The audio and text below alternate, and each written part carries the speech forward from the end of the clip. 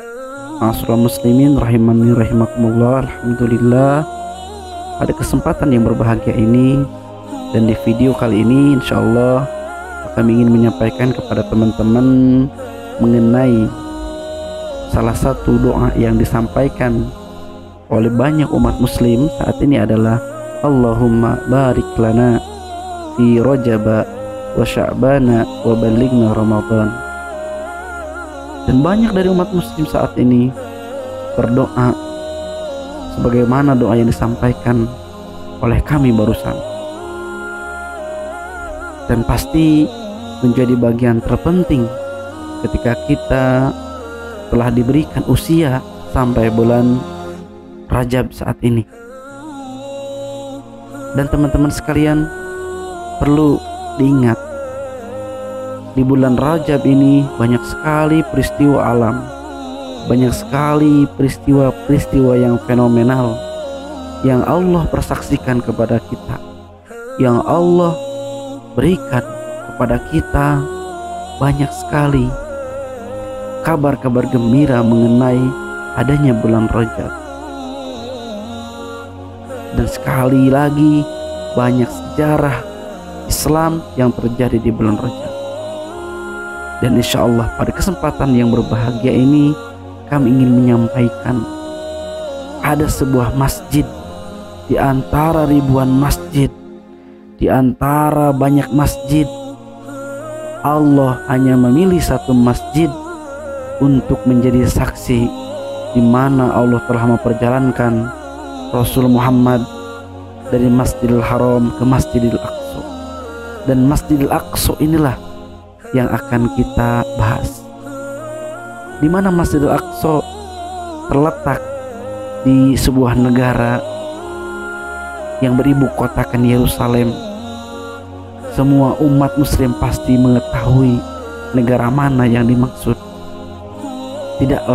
Bukan kecuali negara Palestina, di mana negara Palestina ini menjadi negara yang seperti gadis pada umumnya, diperebutkan oleh kekuasaan-kekuasaan global, sehingga umat muslim di Palestina membanggakan status mereka sebagai pemilik masjid yang diperebutkan.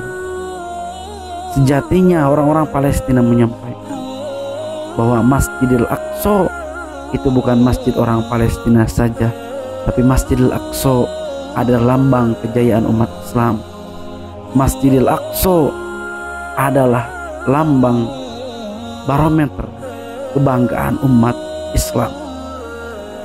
Masjidil Aqsa yang luasnya 14,4 hektar ini merupakan masjid di mana berdiri tegak Rasul Muhammad SAW untuk Isra ke langit pertama, langit kedua, langit ketiga, langit keempat, langit kelima, langit keenam, dan sampai langit ketujuh. Lanjut bertemu ke Sidratul Muntaha. Berarti derajat Masjidil Aqsa betapa agung di hadapan umat Islam. Betapa keniscayaanlah kalau umat muslim tidak membela Masjidil Aqsa. Teman-teman sekalian, kita akan mengenal Masjidil Aqsa seperti apa. Masjidil Aqsa merupakan masjid yang pertama kali dibebaskan oleh Umar bin Khattab, sehingga di Masjidil Aqsa ada masjid, dari bagian masjid yang bernama Masjid Al-Qibli, di mana Masjid Al-Qibli dibangun dan dimakmurkan pada zaman Khalifah Umar ibn Khattab, sehingga ketika itu Umar bin Khattab dengan kekuasaan, dengan izin Allah Subhanahu wa Ta'ala, mampu menaklukkan Masjid Al-Aqsa yang selama ini dikuasai oleh orang-orang Bizantium. Teman-teman yang berbahagia, seperti apa keadaan Masjid Al-Aqsa saat ini? kita banyak melihat media bahwa Masjidil Aqsa yang merupakan saksi bisu terjadinya Isra dan Mi'raj Nabi Muhammad SAW saat ini sedang dalam keadaan yang tidak baik-baik saja. Banyak yang menyampaikan bahwa Masjidil Aqsa saat ini kekuasaannya ada di bawah kekuasaan daripada Zionis Yahudi. Oleh karena itu, Masjid Al-Aqsa merupakan lambang Isra Mi'raj, lambang di mana bulan ini kita telah disampaikan usia kita ke bulan Rajab. Dan ketika bulan Rajab ini adalah momentum kita harus berdoa kepada Allah Subhanahu wa taala agar Masjid Al-Aqsa tetap utuh, agar Masjid Al-Aqsa tetap menjadi kebanggaan umat muslim. Dan Masjid Al-Aqsa bukan hanya milik orang-orang Palestina, tapi Masjid Al-Aqsa kepemilikannya untuk orang-orang yang dalam hatinya terhujam rasa cinta, rasa kasih dan sayang terhadap Nabi Muhammad Sallallahu Alaihi Wasallam. Teman-teman yang berbahagia, ini adalah momentum kita agar kita semakin menguatkan hati-hati kita agar mencintai masjid yang menjadi saksi Rasul Muhammad Isra dan Mi'raj bertemu Rasul Muhammad Sallallahu Alaihi Wasallam dan mendapatkan perintah salat. Ketika itu pertama Rasul ditanya oleh Musa alaihissalam, "Ya Rasulullah, apa perintah yang Allah berikan kepadamu untukmu dan umatmu?" kata Nabi Musa. Rasul menjawab, "Allah memerintahkan kepadaku untuk sholat sebanyak 50 kali sholat sehari semalam." Kemudian Nabi Musa menyampaikan, "Wahai kekasih Allah, mintakanlah keringanan kepada Allah karena umatmu belum tentu mampu sholat sehari semalam 50 kali sholat." Rasul kembali meminta pada Allah yang Maha Rahman dan Rahim agar diringankan lebih ringan daripada 50 kali sholat.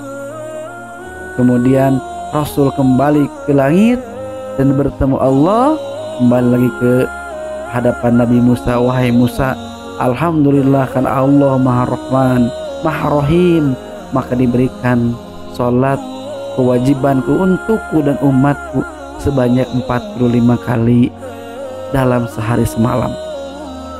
Kemudian Nabi Musa juga menyampaikan, "Wahai kekasih Allah, mintalah keringanan kembali kepada Allah sampai di mana Allah menentukan yang terbaik untukmu dan umatmu. Engkau pasti mampu sholat 45 kali sehari semalam, tapi belum tentu untuk umatmu."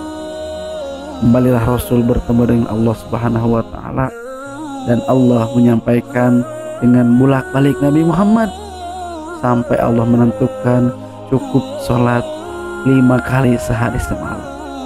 Itulah kenapa sholat menjadi yang pertama kali dihisab untuk umat muslim. Pertama kali yang dihisab amal-amalan kita adalah sholat, karena sholat merupakan pembeda antar umat muslim dan non muslim.